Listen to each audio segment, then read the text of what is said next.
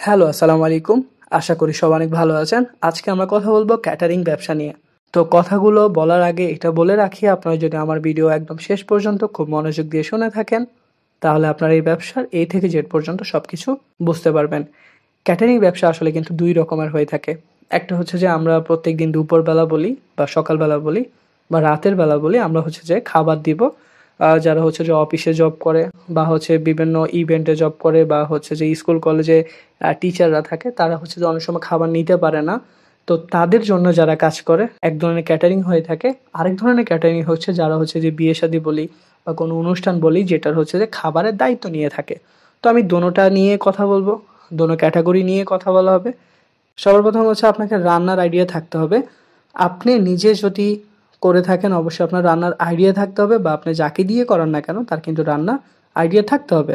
আপনি রান্নার আইডিয়াটা নিয়ে নেবেন এই জন্য যে কোনো কারণে যদি ওই মানুষটা না থাকে বা ওই কারিগরটা না থাকে, আপনাকে কিন্তু করতে হবে। কারণ একটা মানুষ যখন আপনার থেকে নিয়মিত খাবার নিবে বা আপনার থেকেই তারা ক্যাটারিং সার্ভিসটা নিবে, আপনি যদি একদিন তাদের খাবারটা অফ করে দেন, তারপর কিন্তু তাদেরকে আপনাকে হারাতে হবে। সো এই জন্য রান্নার আইডিয়া নিয়ে নিবেন। তারপর হচ্ছে আপনাকে রান্নার ব্যবস্থা রাখতে হবে। অবশ্যই আপনি একটা রুম নিবেন যেখানে অবশ্যই গ্যাস রয়েছে। তাহলে আপনার রান্নার ব্যবস্থা করার জন্য বা রান্না করার জন্য আপনার জন্য খুব সহজ হবে। এই ব্যবসাটা কিন্তু নারী পুরুষ দোনোজনই করতে পারে। হ্যাঁ, অবশ্যই ক্যাটারিং সার্ভিস তো ২ রকমের আমি বলেছি, যেটা হচ্ছে ইভেন্টে কাজ করা হয় বা হচ্ছে যে ক্যাটারিং বয় থাকে বা কোনো বিয়ে শাদিতে করা হয়, ওখানে আসলে মহিলারা করতে পারে না। বাট যদি অবশ্যই আপনাকে কিন্তু একটা স্থান নির্বাচন করতে হবে, কারণ যাতে মানুষ বুঝে যে আপনারা ক্যাটারিং সার্ভিস দিয়ে থাকেন। না হলে হচ্ছে যে এটা মানুষের কাছে পৌঁছাতে অনেক সময় লেগে যাবে যদি আপনি বাড়ির কোনো এক কোণায় এটা করে থাকেন। তারপর অবশ্যই আপনাকে বাজার সম্ভাবনা নিয়ে দেখতে হবে। আপনি আসলে যেখানে খাবার দিচ্ছেন সেখানে ৫০ জন আসলে আপনাদের খাবার নিচ্ছে কিনা, বা ২০০ জন আপনাদেরকে খাবার নিচ্ছে কিনা, বা এটা আপনার জন্য কতটা লাভ হচ্ছে, বা আপনার কোনো লস হচ্ছে কিনা, বা আপনার সুযোগ সুবিধাগুলো আপনাকে দেখতে হবে। এই জন্য বাজার সম্ভাবনা নিয়ে ভাবতে হবে।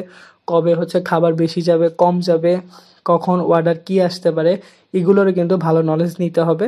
তারপর হচ্ছে প্রয়োজনীয় মূলধন অবশ্যই রাখতে হবে, কারণ এসব খাবার অনেকে আছে যে মাসিক খায়, মাস শেষে একসাথে টাকা দেয়। তো অনেক সময় আপনার কিন্তু অনেক বেশি পুঁজির প্রয়োজন হবে তাদের কাছে খাবারটা পৌঁছানো এবং কি মাস শেষ টাকাটা তাদের থেকে কালেকশন করা। তো এর মাঝে কিন্তু আপনার কাছে তাদের কোনো টাকা আসতেছে না, বরং আপনার টাকা খরচ হচ্ছে।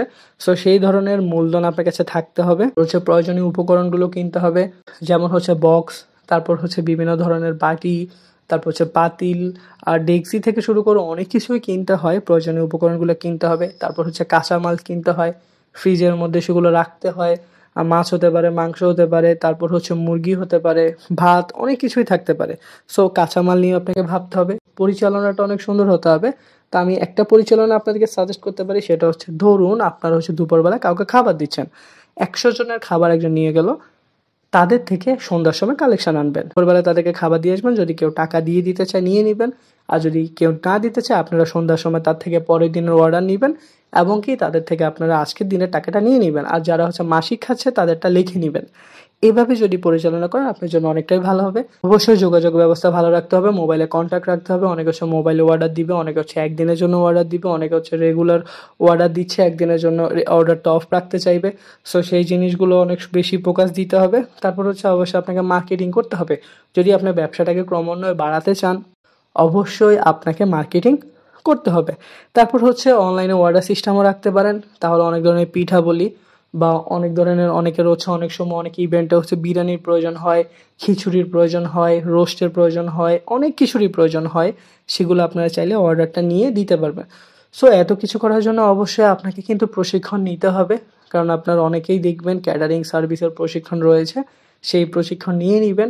এতে করে হচ্ছে এই ব্যবসাতে আপনি অনেকটা ধাপ এগিয়ে যেতে পারবেন। তো আমি এখানে যে কথাগুলো বলেছি, বিশেষ করে হচ্ছে আমি যেই ক্যাটাগরি সিস্টেমটা হচ্ছে মানুষকে খাবার দেওয়া, প্রত্যেক দিনের টাকাটা নেওয়া, সেই ক্যাটাগরির আমি আসলে আপনাদেরকে ক্যাটারিং এর ব্যাপারটা বলেছি। তো আশা করি ভিডিওটা আপনার অনেক উপকার আসবে। যদি কোনো কিছু জানার থাকে বা কিছু আমাকে কমেন্টস করবেন, আমি আপনাদের সেই অ্যান্সারগুলো দেওয়ার চেষ্টা করব। আসসালামু আলাইকুম।